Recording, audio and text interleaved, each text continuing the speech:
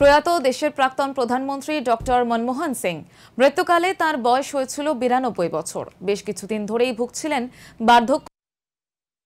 ২৬শে ডিসেম্বর সন্ধ্যায় হঠাৎই শারীরিক অবস্থার অবনতি, তড়িঘড়ি ভর্তি করা হয় দিল্লির এইমসের জরুরি বিভাগে। তবে চিকিৎসকদের সব চেষ্টা ব্যর্থ করে রাত ৯টা ১৫ শেষ নিঃশ্বাস ত্যাগ করেন তিনি। তার মৃত্যুতে গভীর শোক প্রকাশ করেন প্রধানমন্ত্রী নরেন্দ্র মোদী, মুখ্যমন্ত্রী মমতা বন্দ্যোপাধ্যায় সহ বিভিন্ন মহল। বর্তমান পাকিস্তানের পাঞ্জাবের চকওয়াল জেলার গাহু গ্রামে জন্ম।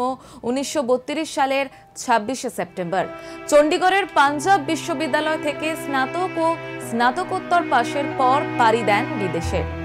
অক্সফোর্ডের পাঠ শেষ করে দেশে ফেরা এবং ১৯৬৬ থেকে ১৯৬৯ পর্যন্ত একটানা রাষ্ট্রপুঞ্জের বাণিজ্য ও উন্নয়ন শাখায় কর্মরত ছিলেন ডক্টর মনমোহন সিং।